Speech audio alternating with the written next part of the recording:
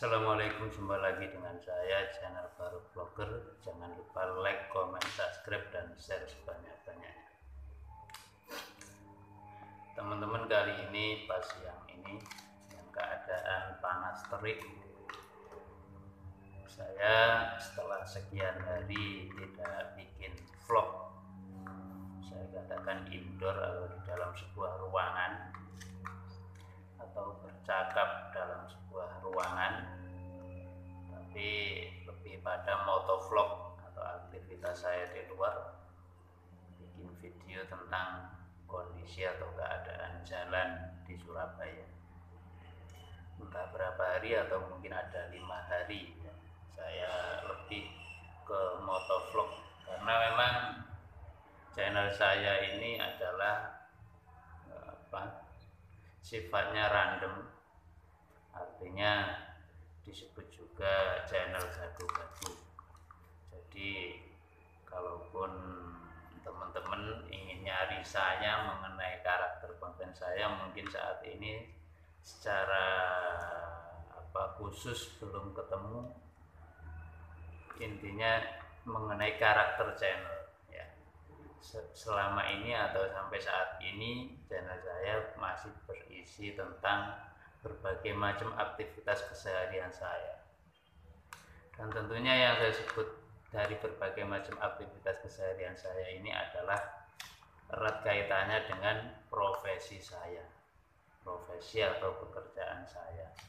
Jadi sambil saya bekerja sebagai profesi saya yang awal atau profesi utama, saya ngambil kesempatan juga bikin video seperti yang saya aktivitas motovlog di jalan. Itu sebenarnya juga sambil aktivitas bekerja sebagai seorang driver. Jadi memanfaatkan keadaan, yang penting tidak merugikan orang lain. Jadi memanfaatkan keadaan daripada istilahnya nggak terpakai sia-sia, keadaan waktu itu saya manfaatkan dengan sebaik mungkin dengan bikin video atau mengembangkan channel YouTube. Teman-teman, saat ini saya akan berbagi kisah tentang perkenalan saya dengan YouTube. Saya berkenal dengan YouTube lebih intens ya baru belakangan ini. Padahal YouTube itu sudah ada sejak 2005, baru diakuisisi atau dibeli oleh Google 2006. Artinya kalau sekarang 2021, terhitung dari 2005, berarti usia YouTube itu sudah 16 tahun. Dan saya baru kenal lebih intens saat ini di tahun 2001 ini. Berarti setelah YouTube ada, usianya sudah 16 tahun, saya baru mengenal lebih dekat tentang YouTube atau dunia per-YouTubean. Nah, selama itu apakah saya tidak kenal? Ya, saya kenal tapi nggak begitu intens. Sekedar melihat konten. Dalam saya melihat YouTube ini ada tahapannya. Dulu hanya sekedar tahu tentang YouTube. Baru di antara tahun, kalau nggak salah kisaran 2015, saya sering melihat konten YouTube. 2015, 2016, dan setelahnya itu berlanjut, saya mulai bosan dengan YouTube. Artinya saya nggak begitu banyak menonton video-video yang ada pada YouTube itu sendiri. Saya lebih pada browsing di Google ya, lihat blog, membaca tulisan daripada melihat video di YouTube. Karena saya pahami membaca itu justru lebih bisa terkesan bagi saya, lebih bisa tertanam dalam diri saya daripada sekedar saya menyaksikan tayangan video. Saya lebih yakin itu membaca blog atau membaca tulisan, membaca artikel itu lebih mengena, lebih istilahnya tersimpan lama filenya dalam otak saya. Jadi saya setelah itu tidak begitu banyak nonton tentang video di YouTube. Baru tahap berikutnya di tahun 2016 21 ini, tahapan ketiga. Tahu-tahu setelah padahal sekian tahun saya jeda melihat konten YouTube, jeda dalam artian bukan jeda secara total ya, cuman mungkin 1 kali 2 kali dalam hitungan minggu yang saya melihat. Baru timbul pemikiran atau timbul upaya untuk menjadi mitra YouTube. Karena pas saat itu saya melihat konten dengan judul YouTuber pemula. Dan motivasi saya adalah saya melihat gaji YouTuber pemula, ya terus terang saja saya tidak munafik, kok bisa jadikan sebuah penghasilan atau platform untuk kita menjadi seorang YouTuber, bisa menjadi sebuah pekerjaan yang pada akhirnya bisa menghasilkan income. Jadi di situ saya mulai tertarik memang. Tapi tidak hanya tertarik mengenai income, tapi saya juga berpikir dewasa. Artinya YouTube mau menggaji kita itu apa sebabnya? Atau mungkin kita sekedar bersenda gurau dengan YouTube, atau sekedar kita mengenal dengan YouTube. Ternyata setelah saya pelajari lebih dalam, lebih seksama, kalau kita ingin jadi mitra YouTube, platform YouTube, ada syarat ketentuan yang ditentukan oleh pihak YouTube itu sendiri. Jadi dari situ saya timbul pemikiran, oh berarti kalaupun saya mau jadi seorang YouTuber atau mitra YouTube, kriteria syarat ini harus saya penuhi. Ya oke lah kalau gitu. Jadi kalaupun ini memang jadi sebuah syarat, akan saya turuti apa yang menjadi syaratnya, karena mereka berhak untuk menentukan sebuah syarat, sedangkan kita adalah kewajiban kita memenuhi sebuah syarat tersebut. Teman-teman semuanya,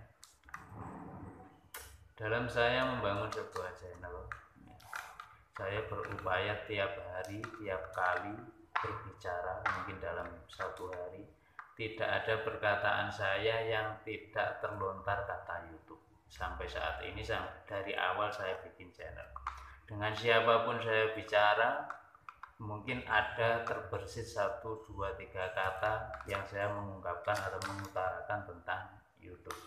Ya, karena memang saat ini saya sedang berupaya membangun konten YouTube.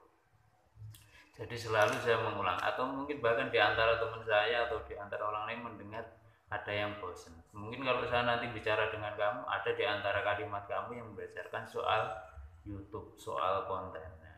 Kadang ada yang demikian. Karena ya memang saya pahami juga, saya juga menyadari keadaan saya saat ini adalah ingin punya profesi atau punya platform sebagai seorang YouTuber. Artinya ingin menjadi mitra daripada YouTube. Karena apa teman-teman? Kalau kita menyukai atau hobi atau menyayangi sesuatu yang itu saat ini sedang kita perjuangkan, maka kita harus kenal lebih dalam tentang apa dan siapa yang kita upayakan, siapa yang kita sayangi. Ada ungkapan, tak kenal maka tak sayang. Jadi ini juga bisa menjadi acuan sebenarnya. Jadi kalau kita ingin selalu menjadi sebuah motivasi dengan apa, dengan siapa yang kita sayangi, maka kita harus kenal lebih intens. Detail-detailnya kita pahami,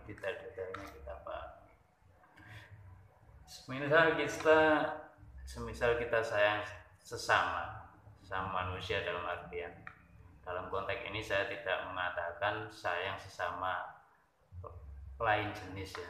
Kalau laki-laki dengan perempuan dengan tidak, melainkan saya lebih pada konteks sayang atau cinta terhadap sesama. Jelasnya kita akan lebih kepo, lebih ingin tahu mendalam tentang orang tersebut. Siapa sanak familinya, apa profesinya, apa keseharian, jelas. Dan begitu pula kembali pada bahasan, begitu pula kita sayang pada YouTube. Saat ini karena bahasan saya adalah tentang berkaitan dengan YouTube, saya selalu mengaitkan suatu contoh apapun kembali pada YouTube itu sendiri. Adalah kalau kita ingin kian hari kian sayang dengan YouTube, mari kita pelajari tentang YouTube. Nah, apa saja yang bisa dipelajari dari YouTube? Ya, aturan main yang ada di YouTube itu kita pelajari. Misal kita belajar dari konten-konten senior kita yang kadang mungkin juga ada sebagian yang sebenarnya bukan informasi valid atau bahkan condong pada hoax, tidak masalah, artinya kita memang niatan belajar. Biarpun itu terkesan hoax ya kita cerna saja, artinya meskipun tidak kita pakai, kita dengarkan saja untuk sebagai sebuah komparatif kita, pembelajaran kita. Pada akhirnya kita punya intinya kita bisa punya asumsi sendiri tentang atau mengenai YouTube itu. Teman-teman semuanya, kembali pada bahasan saya berulas tentang kisah saya dengan YouTube. Saya anggap YouTube ini punya masa depan yang prospek. Jadi saya meskipun apapun yang terjadi pada diri saya, semisal satu waktu saya mengalami semacam males bikin video, satu waktu saya mengalami begitu semangat bikin video, hal itu saya anggap lumrah.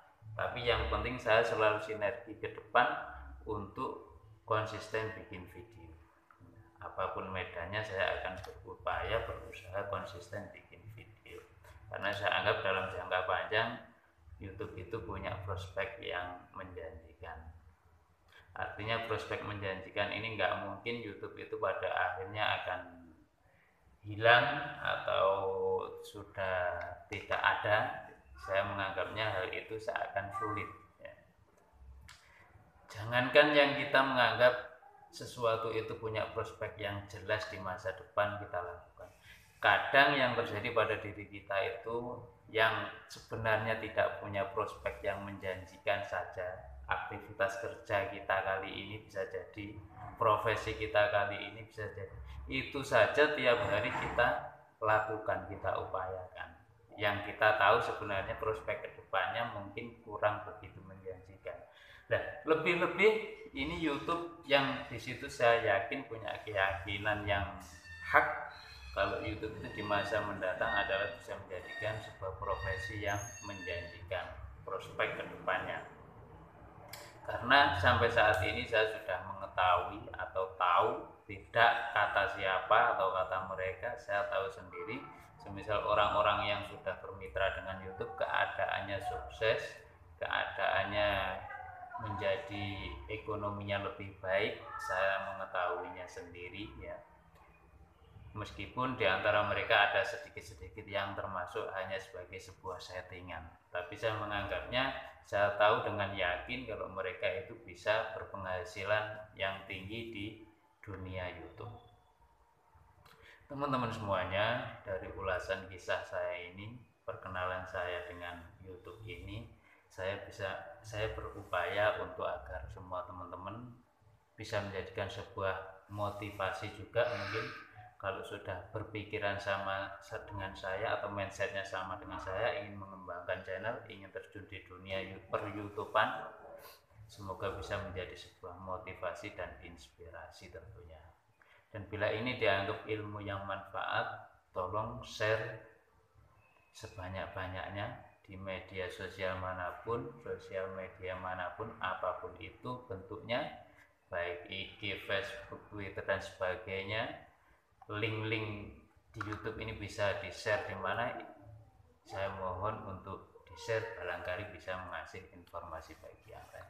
Dan dari saya akhiri, saya sebagai manusia biasa yang penuh dengan kekurangan, kelemahan, ya, penuh dengan celah, saya mohon maaf yang sebesar-besarnya.